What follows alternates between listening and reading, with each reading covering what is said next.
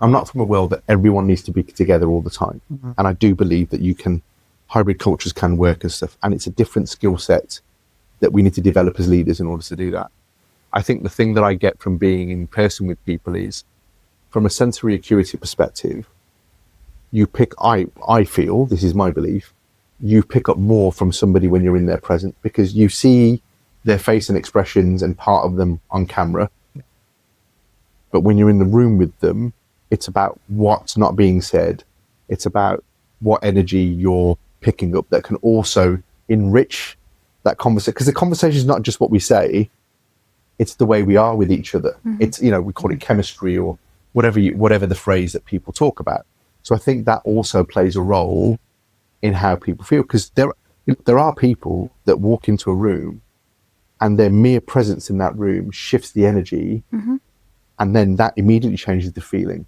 Yeah. That people feel, I feel safe to contribute. No, I feel I can say the things I want to say. Yeah. The other indicator, quite interestingly, is when we talk about being brave enough to say what you want to say or feeling safe to say, is, where you go to conferences now and there's lots of people that use Slido and they ask audience questions. But of course, in Slido, you can ask it anonymously.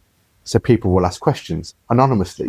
But even when you listen to those questions, you're like, they've anonymously asked that question, but when I listen to the question, there's a question behind that question, which is the real question that they want to ask, but they're not really asking. So they've asked the question kind of in a way, because this is the safe way to ask that question. Mm-hmm. It's not really the question that they wanted to ask.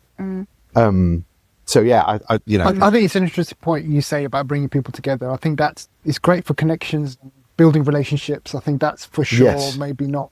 It has an impact on culture at some point. Yeah. Interestingly, Zoom had embargoed travel for, I think, 3 years. So we couldn't travel and see each other. Like, it was completely gone. And every time a survey was done, guess what was the number one thing that everybody wanted?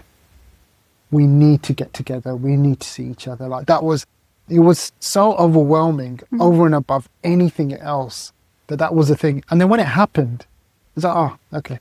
And again, I hear what you're saying,